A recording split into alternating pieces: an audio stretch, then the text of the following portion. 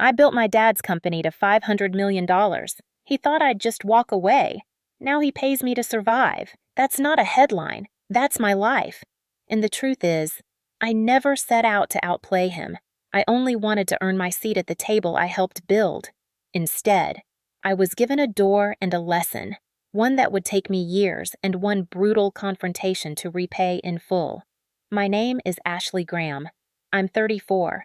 I live in Denver, Colorado, and for nearly a decade, I worked in one of the fastest-growing niches in hospitality tech, helping independent hotels compete with global chains by optimizing their back-end systems, room pricing, staffing, real-time availability, customer flow.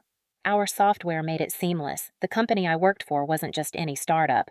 It was Graham Hospitality Systems, my family's company. My father, Richard Graham, started it when I was in high school in a converted garage with one engineer and a Rolodex of clients from his hotel management days. I remember watching him take calls late at night in the kitchen, scribbling notes on napkins, pacing around the house in sweatpants, and a Bluetooth headset.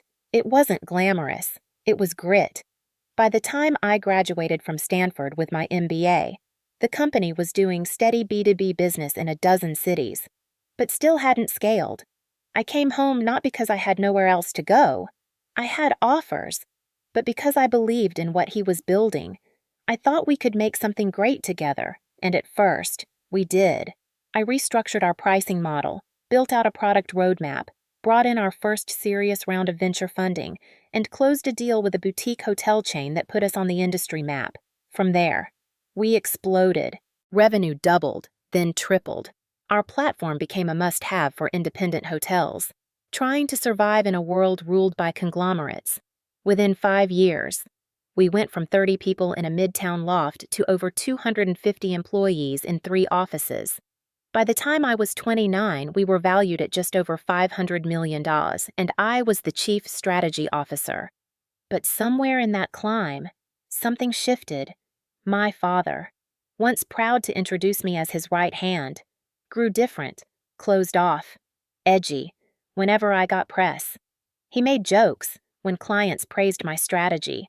He changed the subject. He started questioning my decisions in front of junior staff, revising my presentations before they hit the board, and dismissing anything I said as too academic, too modern, too risky. I chalked it up to stress or ego. I didn't want to believe that the man who raised me, who once said, "You'll take this further than I ever could," was beginning to see me as a threat. But then he hired Craig Sutton. Craig was a relic from my father's past, a former operations officer from his early hotel days. No background in tech, no understanding of SS, but plenty of military discipline and an old-school charm that masked his insecurity. Within 6 months, Craig had wormed his way into board calls, investor updates, and even product strategy meetings, despite not knowing what a feature backlog was. I raised concerns privately. Dad dismissed them. "You focus on the big picture," he said. "Let me finish." There was a brief silence. Then my father stood. Then came the board meeting. I still remember the air in that room, crisp, silent, expectant. I had just presented a phased expansion into Canada and Western Europe data-backed, capital light, with strategic partnerships already in progress. It was the kind of forward motion we needed, the kind we built our reputation on. When I finished, there was a brief silence. Then my father stood. "Thank you, Ashley," he said. He voiced calm before we adjourn. "I'd like to announce a leadership, not even the board member, I had mentored for 2 years. 20 minutes later, Ashley will be stepping down from her role as CSO. We're grateful for her contributions, but we believe it's time to bring in fresh perspective for the next phase of growth. No warning, no conversation, just a public execution." I looked around the room, waiting for someone, anyone to object. No one moved, not even the board member I had mentored for 2 years. 20 minutes later, I was locked out of my working. But I started writing. Not a resignation letter, not a diary entry, a written statement. And just like that, I was gone. That night, I didn't cry. I didn't scream. I just sat in silence, phone off, blinds closed. I had been erased by the man I spent 10 years trying to help. erased from the company, from the story, from the future. I told no one, not yet. But I started writing, not a resignation letter, not a diary entry, a strategy. Quiet, clean, methodical. Because if there's one thing my father taught me, it's this: in business, power doesn't always come from the title on your door. Sometimes, it comes from the piece no one sees coming. Carefully worded narrative about succession planning, watching how people I'd want muted, like someone had turned the volume down on my entire life. I didn't speak to the press. I didn't post anything online. I didn't try to explain or defend myself. I disappeared, partly out of shock, partly because I was watching how Craig stepped into his new role, watching how my father fed the media a carefully worded narrative about succession planning, watching how people I'd once mentored. Now she worked independently, consulting for early-stage startups. It only confirmed one thing. I hadn't just been erased by my father. I had been erased by the entire ecosystem I thought would protect me if I did everything right. 3 weeks after this board meeting, I reached out to the one person I still trusted, Elena Cho. She was our first head of product and someone who left before the culture turned. Now she worked independently, consulting for early-stage startups. We met at a tiny cafe in Boulder. I told her everything, not dramatically, just the facts. When I finished, she stirred her coffee and said, "If they're dumb enough to cut out the only person who understands the market, they'll eventually pay for it. But that doesn't mean you have to play dirty." I nodded. She got it. I didn't want revenge. I wanted to build again. This time, without asking for permission for the next 3 months. I worked in silence. I started outlining a system that wasn't a reaction to what Graham has full of notes. But I still had my memory. I still had my experience. I called it Horizon. It wasn't just booking software. It was an adaptive operating system, real-time pricing suggestions, AI-based labor planning, multi-location integration, and third-party OTA sync, all built for hotels that didn't have the budget or staff of the big guys. At first, it was just a whiteboard full of notes. But I still had my memory. I still had my experience. And more importantly, I still had people who believed in me even if they didn't say it out loud. I started reaching out quietly. Former teammates, engineers, product managers, investors who used to text me after board calls saying, "You're the only reason I still believe in this company." Not all of them responded. Not all of them could help. But a few did. One back-end engineer I'd mentored quit his job and started prototyping with me. One of our oldest clients in Austin offered to pilot time. That felt freeing. I wasn't Richard Graham wired a seed check with one note. Build what they couldn't understand. During the day, I met with potential partners at night. I wrote product docs and reviewed code. I worked from a shared workspace in downtown Denver with 3 strangers and no window. No one there knew who I was. No one cared. And for the first time in a long time, that felt freeing. I wasn't Richard Graham's daughter. I was just Ashley, a woman trying to build something that mattered. 6 months later, Horizon launched its beta at a low-key hospitality tech conference in Chicago. No booth banners, no branded swag, just a single monitor, a clean demo, and a quiet tagline: real-time tools for real-world hotels. Most people walked past without noticing, but a few didn't. One product director from Avalon Hotels stayed for 15 minutes. He asked sharp questions, took notes, and left his card. "Send me a deck," he said. "Let's talk next week." That night, I sat on my motel bed with my laptop, looking at the raw prototype. Our small team had spent hundreds of hours stitching together, line by line, forecast by forecast. Horizon wasn't built out of revenge. It wasn't designed to outshine anyone. It was born out of necessity, out of being forced to ask myself, what would I create if no one else had control?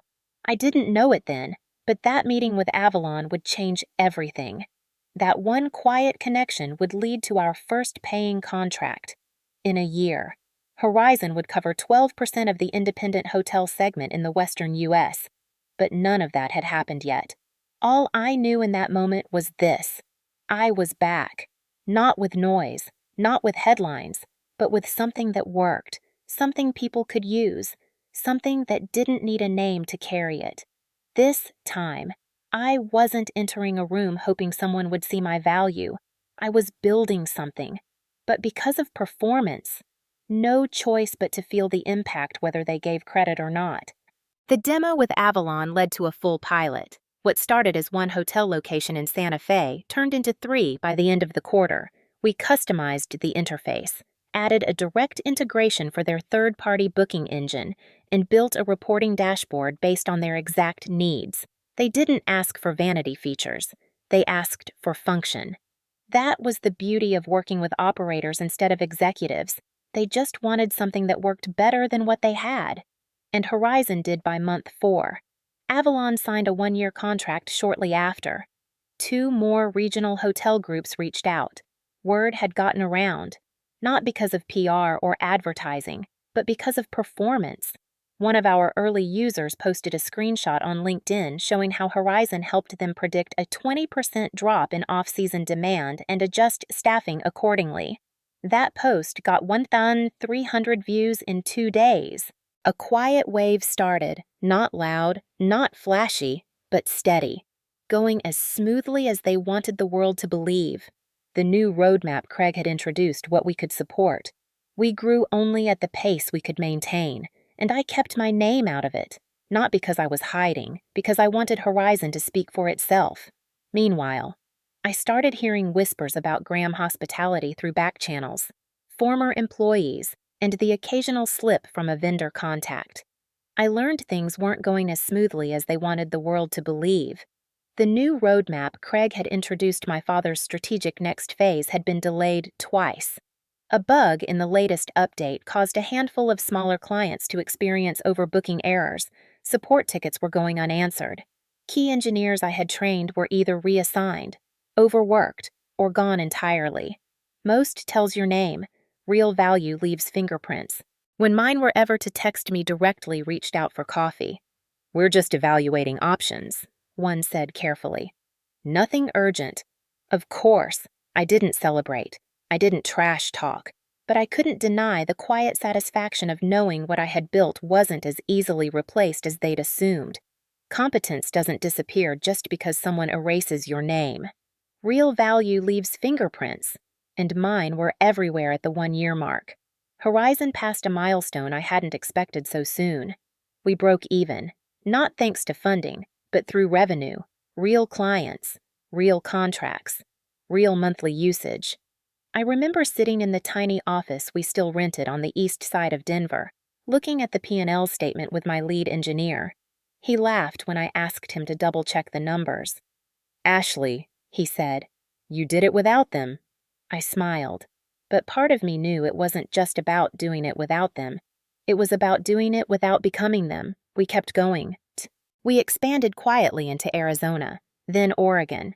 We rebuilt our analytics engine using live feedback from frontline hotel staff, and we added a self-guided onboarding system that let smaller clients drill. They had heard about Horizon. They wanted a meeting. I called a pushy sales calls, just results. Then something strange happened. One of our feature requests came in from a familiar domain, a hotel group I had worked with during my time at Graham Hospitality, one that had once told me directly, "If Richard leaves, we leave." I looked twice. The request was real. They had heard about Horizon. They wanted a meeting. I called Elena. We met at the same cafe in Boulder. I told her what happened. "You're crossing into dangerous territory," she said. "This isn't just the market noticing you anymore. This is the past noticing you." She wasn't wrong, but I didn't feel like I was playing offense. I hadn't sent a single email to Graham's old clients. I hadn't called in any favors. I hadn't even mentioned my last name in public since the day I left. All I'd done was deliver. And that's when I realized something. Legacy doesn't just come from your name. It comes from what happens after people stop saying it. What stays. And then came the layoff. 30 people, finally pushed out and didn't carry my last name. But it carried my DNA back at Graham Hospitality. Things were unraveling in small but visible ways. A mid-level manager leaked to a blog that the leadership team was divided over product direction. An internal memo about missed targets made its way to a reporter. And then came the layoff. 30 people. Quiet. It was around Horizon's 18th month that I noticed the shift. She knew what it meant. I didn't react. I didn't post. I didn't smile. But I felt at that moment when the tide turns. Not because you forced it, but because you waited, prepared, and focused while others were too busy pretending to win. It wasn't revenge, it was resilience. And it was working. It was around Horizon's 18th month that I noticed the shift. Not in revenue, though that was steady. Not in operations, though our rollout process was getting smoother by the week. It was in the way people started looking at me during conferences. For the first time since I'd left Graham Hospitality, people in the industry weren't avoiding eye contact. They ready for noise. Growth. Yes. Momentum. Yes. I've heard about your system. It's leaner than the others. That was all. No mention of where I'd come from. No awkward questions about my last name. Just acknowledgement. That meant more to me than any headline ever could. Still, I avoided the spotlight. I turned down speaking panels. I skipped interviews, not because I was afraid, but because Horizon wasn't ready for noise. Growth. Yes. Momentum. Yes. But noise. That was a different game. And I'd seen what happened when people confused attention for traction. Besides, I had something more important brewing. One of our engineers had quietly been developing a predictive forecasting model for seasonal volatility using live booking data, weather shifts, and regional event tracking, the pro at the same time. I received a message from a name I hadn't seen in 2 years on the market, and faster too. I knew immediately what it meant if we got this right. We'd leap ahead of even the most well-funded competitors, not just because of technology, but because we listened to what real hotel operators needed: simplicity, accuracy, and control. We began testing it across 5 pilot locations. Around the same time, I received a message from a name I hadn't seen in 2 years, Nicole McPherson, VP of Strategy at Graham Hospitality, one of the few people who had stayed quiet during my exit. Her message was brief. Would love to catch up. Coffee next week. I stared at the screen. It could have been nothing. Or it could have been the beginning of something bigger. I run. There's tension inside. Sales isn't hitting targets. Product town, off the main strip. She looked the same, polished, composed, efficient. But her tone had changed. Less guarded, more real, after the small talk. She leaned in slightly. I've seen Horizon's traction. People are noticing. She paused. Craig's not handling it well. I didn't reply. She went on. There's tension inside. Sales isn't hitting targets. Products missed 3 deadlines. Some of your old clients are requesting features we can't deliver without rebuilding core infrastructure. She sipped her coffee. We never understood how much of that system was you. I wanted to feel vindicated. I wanted to lean back and say, I told you so. How fast tides turn. 1 year ago, I was being walked out. Nicole looked me in the eye. Because this industry doesn't forgive mistakes. And right now, you're the one building something that works. Then she hesitated. Off the record, the board is asking more questions than usual. Richard's not answering them. That evening, I sat alone and thought about how fast tides turn. 1 year ago, I was being walked out of the very company she now admitted couldn't function without what I'd built. It wasn't just about tech. It was culture, process, discipline. I hadn't just been a strategist. I had been the architecture, and no one noticed until I left 3 weeks later. Graham Hospitality lost one of their longest-standing clients. Not to Horizon, but the reason they left. According to what a contact quietly passed on, was product instability and lack of clear leadership. The irony wasn't lost on me. They removed me in the name of vision, and now they were struggling to see it all. Meanwhile, our forecasting tool rolled out publicly. We didn't announce it with banners or flashy demos. We sent a single email to our app, no public shots fired, but we were now occupying the same space. The adoption rate tripled in a month. Support tickets dropped by 40%. More importantly, retention hit an all-time high. Clients weren't just trying Horizon. They were staying. I could feel the pressure starting to build not on me, but on Graham Hospitality. We hadn't crossed paths directly yet, no legal disputes, no public shots fired, but we were now occupying the same space, and people were beginning to compare. One tech columnist, in a passing remark, wrote, "It's unclear how Graham plans to compete long-term when smaller. More adaptive platforms like Horizon are gaining serious ground." I read that line 3 times. I had never said a word publicly about my history. I never mentioned my father, never gave interviews. But somehow, the truth had begun to surface anyway, not through scandal, but through contrast. I wasn't chasing them, I was outpacing them. And everyone was starting to notice. It didn't feel like revenge. It felt like gravity. When you build something that actually works, the world shifts toward it slowly, but inevitably, the first time Horizon appeared, we weren't just playing the same game now. We were changing the rules. I got it through someone on the inside. A former sales lead who had once worked under me sent a screenshot with no comment, just the logo, circled in red, beneath a bullet point that read, "Emerging threat, pricing flexibility, faster product iteration." It was surreal. My name wasn't mentioned, but I knew exactly what it meant. We weren't just playing the same game now, we were changing the rules. At the same time, our data showed something unexpected. A small but growing segment of our inbound leads were coming from former Graham clients, not just the ones I had worked with personally. Those made sense. But others I had never touched. Officer resigned without a successor. A major integration project. But about the stability we offered, in a space where vendor trust was everything. Our consistency had become our edge. I didn't weaponize it. I didn't need to. All I had to do was hold the line and keep building. Meanwhile, Graham Hospitality's leadership cracks were no longer rumors. Their chief product officer resigned without a successor. A major integration project failed to go live on time.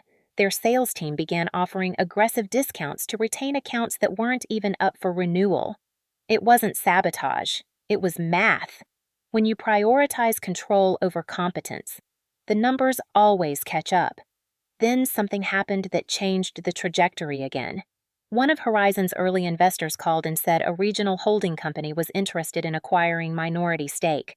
They managed a portfolio of tech-driven hotel chains and were looking for proprietary tools. I listened carefully. They didn't want to buy us out. They wanted to partner. Equity in exchange for guaranteed rollout across all properties. It wasn't just a funding opportunity. It was reach after weeks of negotiation. We closed the deal. The terms were clean. I retained operational control. The cash infusion gave us a 2-year runway, and within 90 days, Horizon would be deployed across 74 hotel locations. But something about it felt smaller now. Not physically upstart anymore. We were infrastructure. The morning the contract was signed, I walked past the old Graham building. I hadn't planned to. I was heading to a client breakfast across the street. But I paused for a second and looked at the glass tower that had once felt like everything. Same logo, same revolving doors. But something about it felt smaller now. Not physically, symbolically. Like the weight it once had over me no longer existed. Back in the office, I sat in my kitchen alone reviewing the project scope they'd requested. Hospitality's clients. A chain of boutique properties in the Southwest was asking about a custom Horizon deployment. They weren't just comparing, they were ready to migrate. The irony, this was a client my father had personally closed 6 years ago. A contract he used to brag about during board meetings that night. I sat in my kitchen alone reviewing the project scope they'd requested. It wasn't revenge, it was validation. But it also brought a question I couldn't ignore. At what point do you stop avoiding the past and start engaging it directly? The answer came a week later. We got wind that Graham was trying to pivot finally into predictive internal policy banning back-channel outreach from competing firms. It didn't work. The tech wasn't ready, and their team didn't have the bandwidth to fix it. Someone on their executive team quietly reached out to one of our engineers, offering a consulting fee just to explore ideas.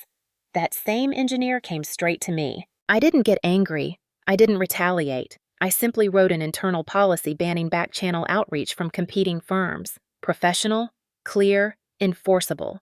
But it sent a message. Horizon wasn't fragile, and I wasn't naive anymore. Weeks passed. Our rollout across the holding company's properties exceeded expectations. We hit a major growth benchmark that triggered a press piece in one of the top hotel industry publications. It didn't mention me by name, but it did mention Horizon's origin story started by a former executive at a legacy, just silence, which somehow said everything, not louder. I smiled when I read that the next day. My father called me for the first time in 2 years. He didn't leave a voicemail, just a missed call. I didn't return it, not out of spite, but because I already knew why he was calling. Horizon had just replaced another of his key clients. This time, one of the originals. The foundation was starting to crack, and he had finally realized the architect he pushed out might be the only one who knew how it had been built. It was happening quietly, precisely, and without compromise. The missed call from my father sat in my phone like a stone.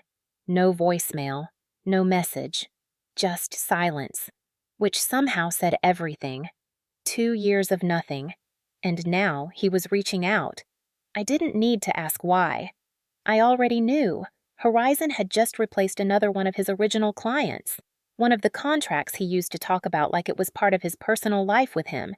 I was running a company, one that worked a week later to move publicly, a quiet press release, a mention in a trade newsletter, just enough for people in the industry to connect the dots.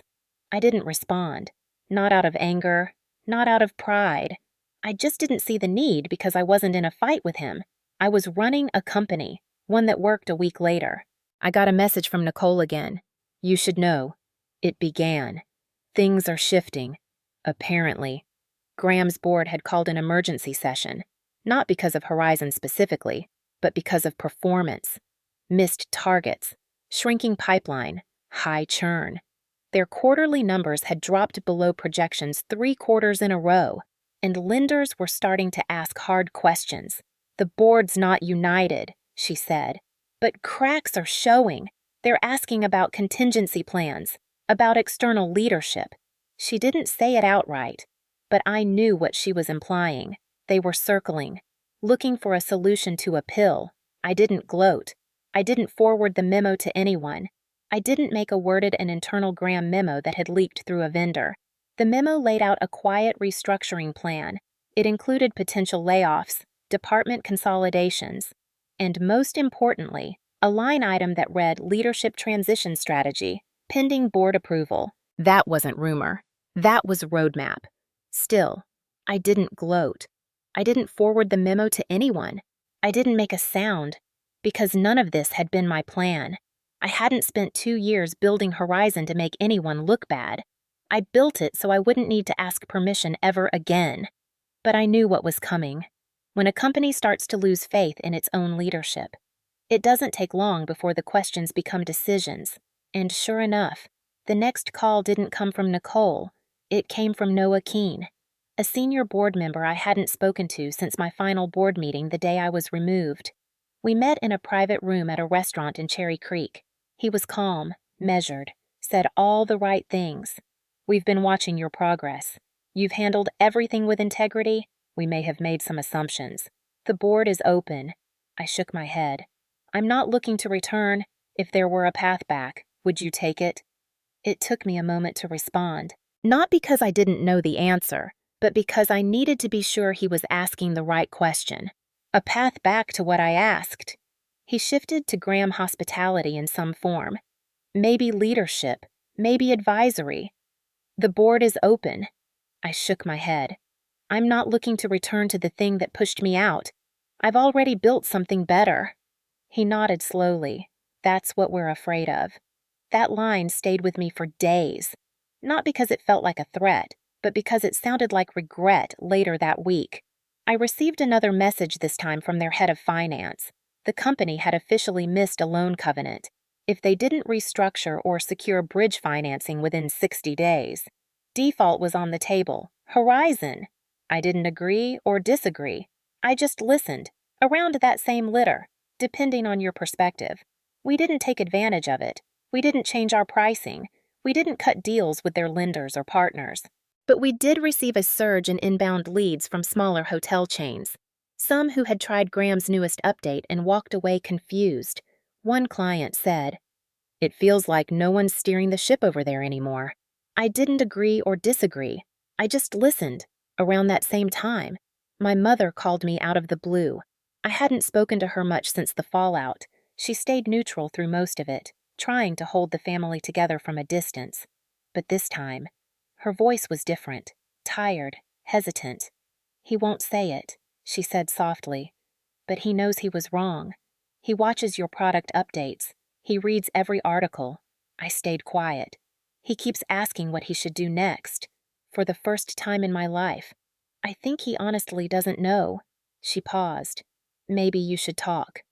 I didn't answer right away, not because I wasn't willing, but because I needed to be sure the conversation wouldn't just be a no.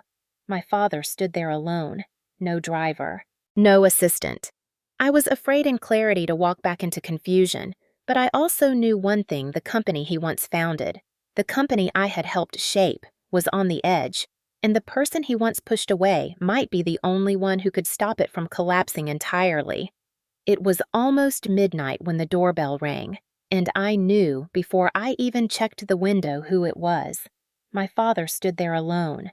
No driver, no assistant, no briefcase. Just a man in a wrinkled blazer too formal for the weather, with a look I hadn't seen on him in years. Defeated, uncertain. I opened the door without a word and stepped aside to let him in. He paused for a second. Scanning the hallway like he was trying to place himself in a life he had never made room for.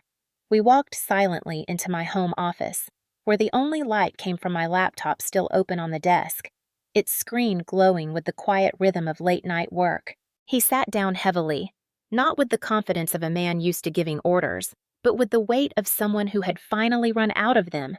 I sat across from him. He wasn't looking for pity. He was looking for help, so I was lower than I remembered. "The company's in trouble." I stayed quiet. He glanced at the floor, like it held the script he didn't want to read aloud. "We missed another loan covenant. The bank's calling it in. If we don't restructure within 30 days, we're going to lose everything." It wasn't dramatic. It was mathematical. He wasn't looking for pity. He was looking for help. So I asked, "Do you think I can fix it?" He didn't even pause. "I know you can." For a long time, neither of us said anything else. I studied the man across from me and tried to remember the last time I saw him like this. Not furious, not defensive, just quiet. No headlines, no bravado, no mask, just a founder at the edge of collapse. He spoke again. "I thought pushing you out would protect what I built, but what I built stopped working the moment you left. You weren't just a piece of the machine. You were the one keeping it together." I didn't flinch, because I had known something like it would eventually come. Inside was a full 90-day "I'm not interested in coming back under your name or under your shadow. If you want a real shot at saving the company, it needs to be rebuilt with transparency, with discipline, and without fear." Then I opened the drawer beside me and took out a folder I had prepared months earlier. Not because I was waiting for this moment, but because I had known something like it would eventually come. Inside was a full 90-day restructure plan, complete with cash flow modeling. A lot of people were looking for a job. I had a lot of people looking for a job. I had a lot of people looking for a job. I had a lot of people looking for a job. I had a lot of people looking for a job. I had a lot of people looking for a job. I had a lot of people looking for a job. When he got to the final page, 60 days. All decisions go through the new governance model. No exceptions. He didn't argue. He didn't raise his voice. He simply opened the folder and read, flipping page by page with a slowness that made me wonder if he was actually absorbing it or just trying to keep his hands busy. When he got to the final page, he looked up and asked, "And what happens if the board doesn't agree? Then I don't come in. I won't save something that still wants to pretend it doesn't need saving." He nodded. There was no fight left in him, just understanding. Then he said something I didn't expect, I was wrong. About the business. About you. About the way I handled everything. I said nothing because there was nothing left to prove, after a few seconds. He stood up, the folder still in his hand. I'll bring it to the board tomorrow. If they approve, we'll do it your way. I walked him to the door. He stopped with his hand on the handle and said, Your mother was right. I stood still in the silence. I didn't feel victorious. Tim in the eye and said, Maybe this time you didn't fail. Maybe this time you're doing the only thing that can stop everything from falling apart. He nodded once, opened the door, and walked out into the cold night. I didn't watch him go. I just closed the door and stood still in the silence. I didn't feel victorious. I didn't feel angry. I felt focused. This wasn't about reclaiming something that had been taken. It was about stepping into the role I had already earned years ago, now with full clarity and full control. The company wasn't mine because someone handed it to me. It was mine because I had already rebuilt what they thought they could replace. And now, if the board said yes, I wouldn't just be saving what was left. I'd be shaping what came next. The board meeting happened on a Thursday morning, inside the same glass conference room where I had once been publicly stripped of my title with no warning, no conversation, and no dignity. But this time, I walked in not as someone hoping to be heard. I walked in with a signed deal memo from our primary investor, a restructuring plan already vetted by two of their largest lenders, and a personal guarantee from the holding company backing Horizon Systems integration. I wore no anger, just precision. The board members were already seated when I entered, folders open, eyes sharper than they'd been 2 years earlier. Some of them wouldn't meet my gaze. Some did. Noah Keene was the first to speak, his tone more formal than I remembered. We're here to vote on the proposed transition plan presented by Ashley Graham. He paused for a second. For the record, this is being considered due to material breach of loan covenants, operational instability, and ongoing performance decline. He nodded once in my direction. You may proceed. I didn't waste time. I walked them through every phased debt restructuring, product stabilization, team consolidation, vendor retention, and executive realignment. I laid out the exact budget cuts I would implement, the culture rework I would lead, and the system migration that would use Horizon's infrastructure to quietly stabilize their back end in under 60 days. I made no excuses. I named no names. I simply showed them the plan that could save the company when I finished. I closed the folder and said one sentence. This is not a temporary solution. It is a complete reset, and if implemented fully, it will work for a moment. No one said anything. Then one of the directors, a man who had once voted to remove me, cleared his throat. I believe this is the most clarity we've had in over a year. They nodded. I supported, one by one. They voted unanimous, 11-0. No abstentions, no delay. My father didn't speak until the end. His voice was steady, but smaller somehow. The board accepts the transition, effective immediately. Ashley Graham is appointed Chief Executive Officer of Graham Hospitality Systems. There was a quiet shuffling of papers, a nod from legal counsel, and that was it. No champagne, no applause. Just a transfer of power that felt less like a return and more like a correction. After the meeting, I didn't linger. I walked through the hallways that used to know me and found them quieter, older. Some of the same employees were still there. Others were gone. The office manager gave me a small smile as I passed. Welcome back, Ashley. I nodded, but I didn't stop. I had no interest in nostalgia. I had work to do. The first thing I did as CEO was issue a quiet memo, no blame, no chest thumping, just a clear outline of what would happen next. New structure, new expectations, same mission. My second move was to call a meeting with the department leads, not in the boardroom, but in the team space where the real work happened. I asked them one question. What's still working and what broke after I left? The answers came slowly at first, then more freely. People weren't afraid to be honest anymore because I wasn't there to punish. I was there to repair. That night, as I sat alone in the office, lights dimmed, the city glowing quietly outside the window, I let myself feel the moment not as a victory, but as a beginning. I wasn't the same person who once begged to be seen. I didn't need their validation. I had already built something that proved I could lead. Now I had the chance to apply it where it had started, not for legacy, but for continuity. As I shut down the computer and walked to the elevator, I passed the wall where the founder's portrait used to hang. It had been taken down during the rebranding. I didn't ask where it went.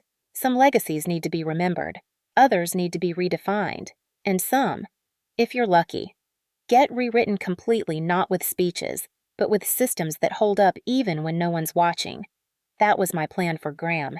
Not to reclaim my seat, but to build one no one could take away again. The first 6 weeks back as CEO moved fast, not with fanfare, but with urgency. I didn't spend time reflecting on what had been lost. I focused on what could still be salvaged. The financials were worse than I expected. Cash reserves were dwindling. Several key vendors were owed back payments, and employee morale had cratered after a year of layoffs, confusion, and short-term pivots that led nowhere. I started with what I knew: clarity. I restructured the product roadmap, scrapped the bloated features that had stalled development, and recentered our entire platform around reliability. The company didn't need reinvention. It needed restoration. I quietly onboarded a small task force of engineers from Horizon, not to replace the current team, but to augment them. I didn't parade it around. I just made sure they worked alongside the people who still believed in this company enough to stay.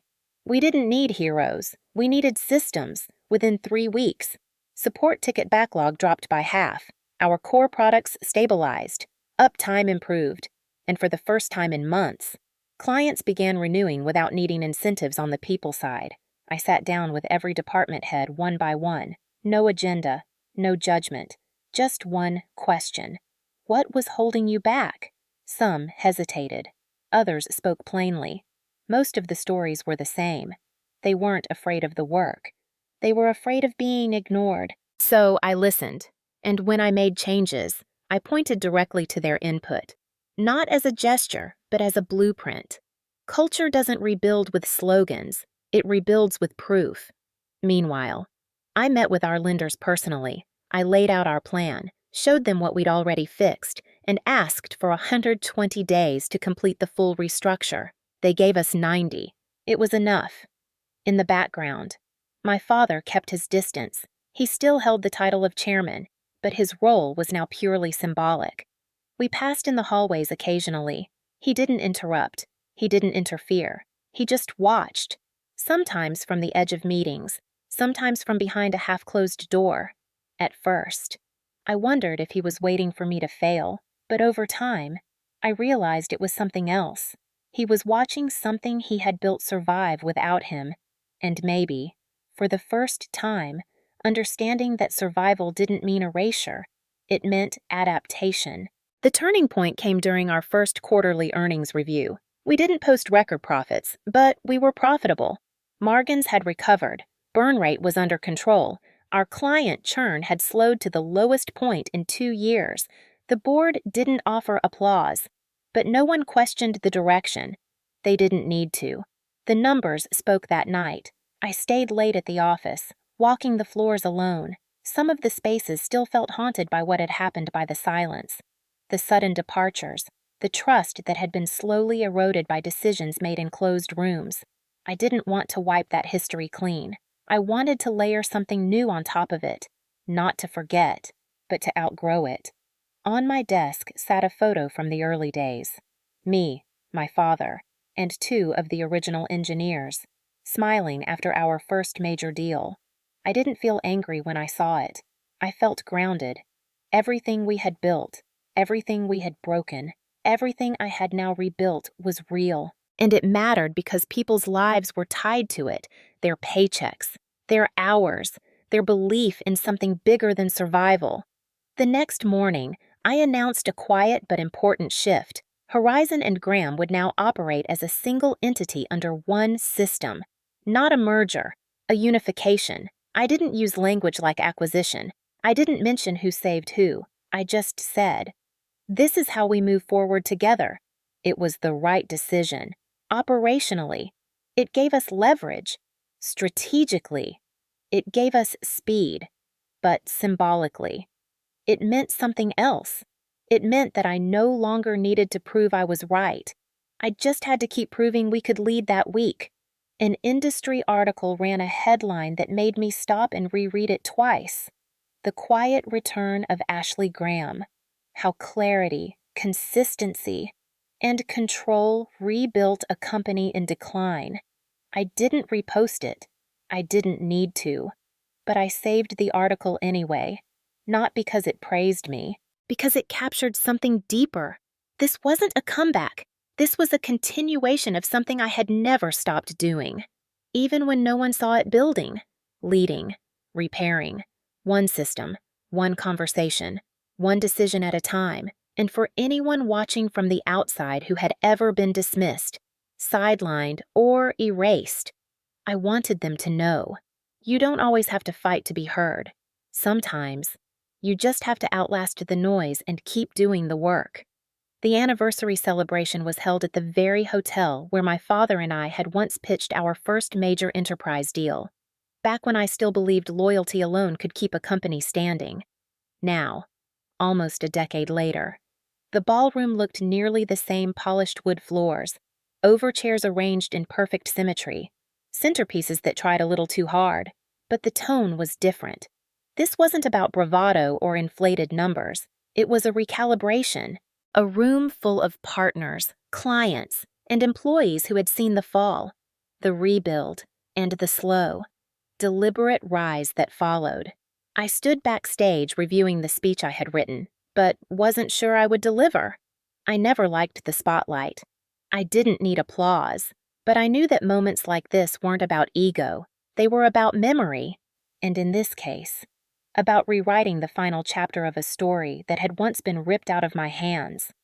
My father arrived late, slipping into the room without ceremony. He stood near the back, not hidden, but not seeking attention either. I hadn't seen him speak in front of a crowd since the day he announced my removal. Tonight, he wasn't speaking. I was when they introduced me as CEO. The applause wasn't thunderous. It was steady, solid, earned. I stepped up to the podium and didn't start with numbers. I started with truth. I said this company had been through almost every kind of storm a business could face. Break shifts, internal politics, failed rollouts, broken trust. I didn't name names. I didn't tell them who caused what. I told them what held, the people who stayed, the clients who gave us second chances, the systems that didn't crash, and the belief that quiet leadership is still leadership. Then I told them something else. That rebuilding isn't about returning to what was lost. It's about building something so stable, so functional, that no single ego or title can destroy it again. And then I paused, looked at the room, and said what I had never said publicly until that moment. I didn't come back to be proven right. I came back because I wasn't done building. After the speech, people came up to shake hands, offer small congratulations, or share personal stories. Some I remembered, some I didn't. But they all seemed to know the arc. They had seen the gap between who I was and who I had become, and it reminded them of their own gaps, their own unfinished arcs. I slipped out early, as I always do, avoiding the photos, the interviews, the follow-ups. I walked through the back hallway to the parking garage, where the city felt cooler, quieter. My father was there, leaning against the side of his car, coat folded over one arm, eyes unreadable. We stood in silence for a few seconds before he said, "You didn't have to include me in that speech." I know, but I did, not because of obligation, but because the truth includes you too. He looked down at the ground like he had something else to say, but instead he just nodded. Then he said, "It's better now than it ever was under me. And I don't mean the numbers. I mean the culture, the calm, the trust.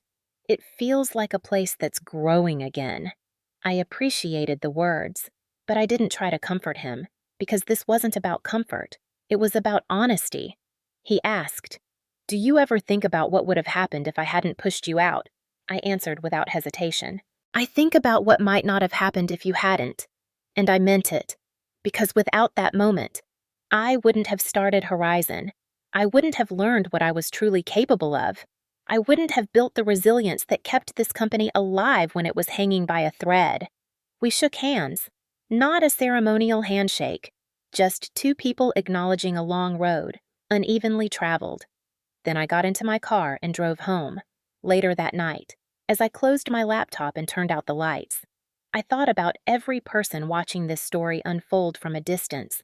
The people who were underestimated, sidelined, or told they weren't ready. The ones who gave everything to something they believed in, only to be erased when it started working. And I realized this story wasn't about revenge, it was about return. Not to where you were, but to who you are when no one else is validating it. So if you've ever been pushed out of the room you built, don't waste time yelling at the door. Just go build a better room. And when they knock someday, you'll be ready with silence, with systems, and with something that works whether they believe in you or not. What would you have done if someone erased your name from what you helped build, and would you have had the patience to let your work answer for you?